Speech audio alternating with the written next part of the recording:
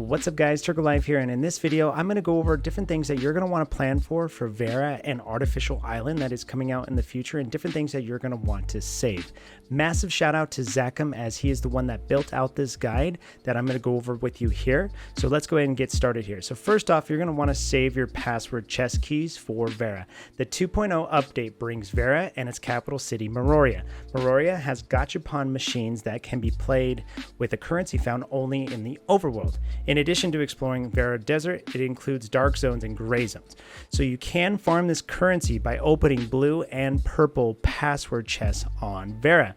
Therefore, CN servers and veterans highly recommend you do not waste your keys in Asperia. So keep a hold of your type 1 and your type 2 chips, and then also your type 3 chips for later, so when we can get gold type gear.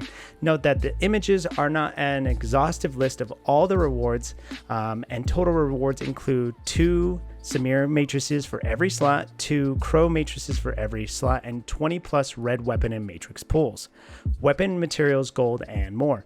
Another Mirroria Gachapon that uses a different currency contains 1500 dark crystals and also a Jerboa mount, and I'll go over that later here as well. The gold password chest keys, which is the gold keys type 3 chip, can be used freely on Vera, as they have different set of chips for its world bosses. It's recommended to use the type 3 chips on Lucia, Sobek, and interdimensional Frostfire Dragon on Artificial Island, as these bosses drop better matrices. Now, Vera's gold chips should be used sparingly. The drops from Vera Desert world bosses can be farmed easily without using their keys. It's better to save them for Vera's Disorderly Abyss, where the drops are much slower to obtain through other means. For the record, these drops include the upcoming visor and engine armor pieces. Now, you're going to want to save your data repeaters that you do get for new armor pieces. With the Vera update, CN received a new item which is called the data repeater, obtained from reaching the last weekly activity rewards when advancing starring armor. The data repeater lets you remove 1 line from the random selection. You can only remove 1 line per upgrade, so you cannot funnel all your upgrades into a single stat. If you feed an armor piece through experience to star it multiple times, you can use multiple data repeaters to remove that line from all subsequent enhancements. Okay, and this shows a couple different pictures of like the data repeater and what it's going to look like in the weekly there.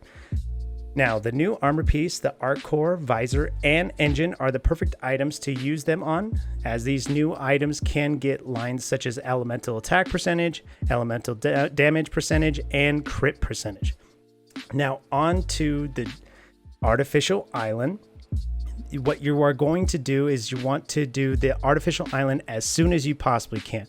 Artificial Island is the first new region in the game and is part of the planet Asperia. It comes with the game mode that lets you build on your own personal instance on the island. The shop in this game mode lets you purchase 3 matrix pools every month, so highly recommended to unlock it and completing it as soon as it releases, so you get the matrices as soon as possible.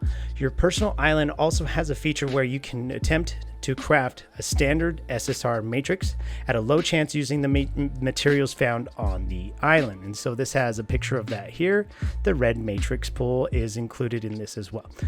So you're also going to want to farm the Space-Time Rift and the Omnium Shield fragments. Okay, 3-star and the 5-star are some of the best late game relics used for their powerful damage buffs before entering combat.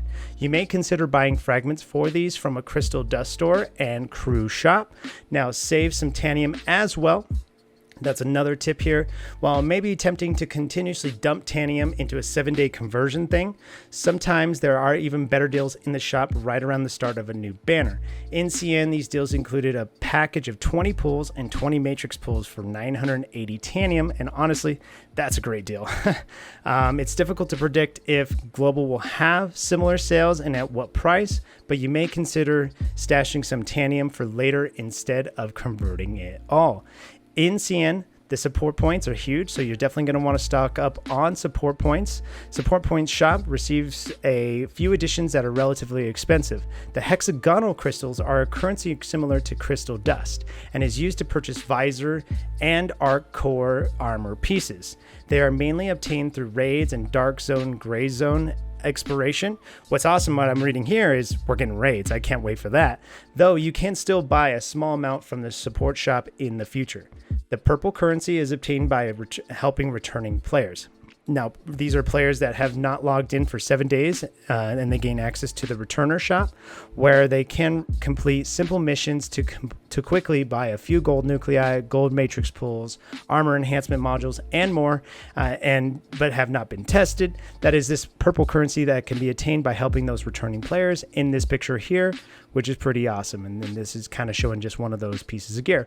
Now, the training points shop in the CN servers has not received any new rewards as the writing of this article. So that does conclude this, and these are the different things you do want to plan ahead for. But the biggest thing is you want to make sure that you do not use your blue or purple password chest keys as of right now. And then also through different YouTubers I've seen, also just hold on to your type 3 chips until level 55. I hope that this video did help you, and if you are looking for more content and more guides regarding Tower Fantasy and other MMOs, make sure to hit that subscribe button. Thank you so much for watching this video, and I will see you guys in the next one.